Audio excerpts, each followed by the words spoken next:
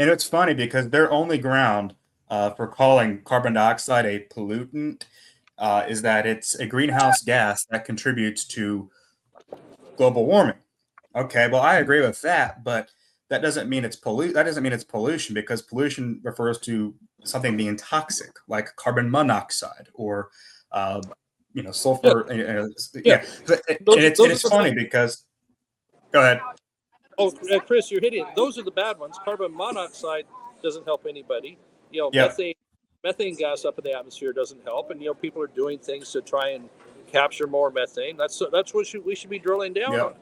Monoxide, we have better running car and truck engines than we ever have, and so those are areas we can actually mine to make improvements. And if we would get some credit for it and focus on that, this is actually completely taking us off the target of the things we should be looking at by playing this silly CO2 game. Going back to the wildfire stuff, the other thing that they historically, regularly get wrong in your committee hearings, yours and John Kennedy's and others, is when they're asked, okay, if we do this, how much CO2 will it prevent? How much sea level rise would it prevent? How many acres will it protect from wildfires? They can never answer that. Or if they answer it, the answer is so small, it's not measured. It would not save Los Angeles. We could have gotten rid of all CO2 from the U.S. and Los Angeles would have still burned this week. Yeah.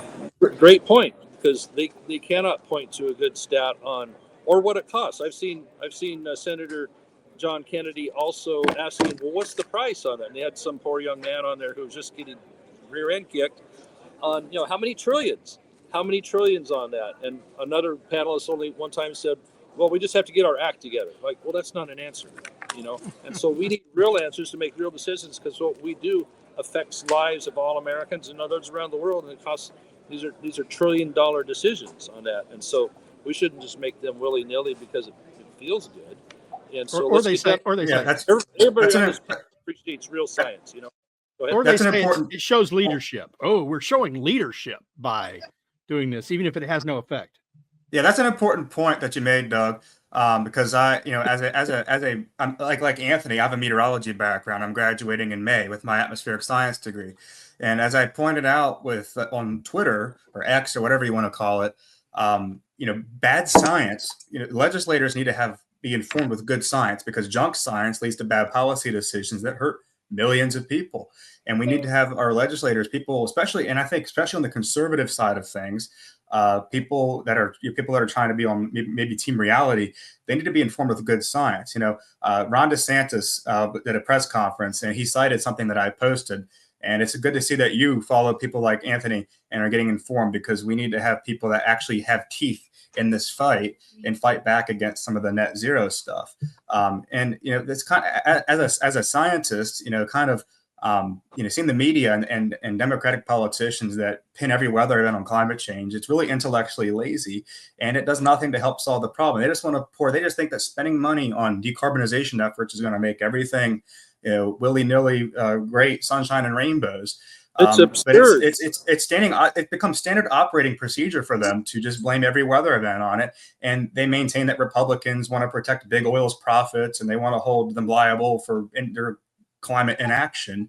And while that makes for a juicy headline, it does nothing to help people, because it's oversimplification of the physical processes involved, especially with wildfires, so stuff like hurricanes or floods or droughts and heat waves. And the directives to assign blame to fossil fuel companies and Republicans in Congress, or President Trump, elect Trump, for delaying climate action, those are a way for those people, especially progressives in California, in the case of Los Angeles, is a way for them to avoid drawing attention to their own failed policies, like failed urban planning, failed to neglect, a failure to address the thinning of the underbrush, and poor water resource management. And it's a way for them to advance along their net zero ideas and their control of energy and everything else to control people. And that's not going to help solve problems. They don't care about it's not really about climate that they care about. It's more about their policies that they want to enact. And that's, as a scientist in training, that's problematic to me. Well, when I see these people, throwing orange paint on artwork around the world and calling that action, it's ready, fire, aim. They don't even know what they're talking about. Not that I claim to know everything myself, but people like you right in that room there that can impart a lot of wisdom. And again, Heartland Institute, others trying to, and they're going to call us all these dirty names. They're going to call us all, and we have to just be able to take it and work through it, because it's a fraud being perpetrated on those who are going to have to pay the price. And that's the U.S. and Western Europe. Again, the Germans almost froze themselves to death a couple winters ago because they'd gotten rid of their nuclear, and the natural gas they were going to rely upon was short, and Russian was going to cut them off. I mean, it's crazy. Oil and gas has actually caused freedom for many around the world with the potential. And hey, look at it this way: it saved the whales, because whale oil used to be what they would power lamps with around cities.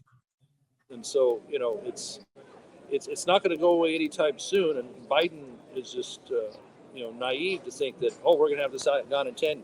We're going to need oil and gas for at least 50 years, probably 100, probably always, unless they come through with battery technology that's amazingly more efficient than what we have today. And we can keep expanding, or start expanding once again, on nuclear generation. And if we get a breakthrough on fusion, that'd be amazing. So I talk a lot about nuclear around here, because you can get so much energy from a compact space, and you can put it proximate to where the demand is. It's oil and gas not just saved the whales, it saved human lives and cleaned the streets, because before oil and gas for transportation, you had horses and buggies, and there was a lot of horse manure in the streets that was polluting the water. You had toxic air emissions. Horses died and just laid on the streets rotting. They created a lot of cholera in New York, in Philadelphia. That went away with the horseless carriage. Right. Yeah, I can't imagine what our ag industry would look like, or transportation, if we didn't have the diesel engine right now. Because until battery technology comes through dramatically more efficient and stronger, like we need to have at least quintuple the amount of energy we're getting from batteries, and their ability to charge and sustain and make longer trips and stuff. If we got to that point, then maybe we can have a conversation about it. But then the generation is going to be so woefully short, because heck, we're tearing out dams like the Klamath River. Those dams were there for hydroelectric generation, and then they're slowly pilfering the water away from other projects that aren't allowed to run through turbines and make CO2 free electricity that's available 24/7. Base load power, it's called. And instead, we're going to rely on tilting at windmills and solar panels from China. It's not a winning equation, and more people need to be woken up to this. Like, I hope they're waking up to how bad things is in Southern California with this fire. We've had Greenville and Canyon Dam, and of course Paradise burned to the ground in Northern California, and they got a lot of ink over that, a lot of print, but it doesn't seem like it has the same effect as what we're seeing in LA. And it's sad that we even have to have that conversation about people suffering in bigger waves in order to get the attention for how badly government has mismanaged our fire readiness and resiliency. So the Pacific Palisades is gone now.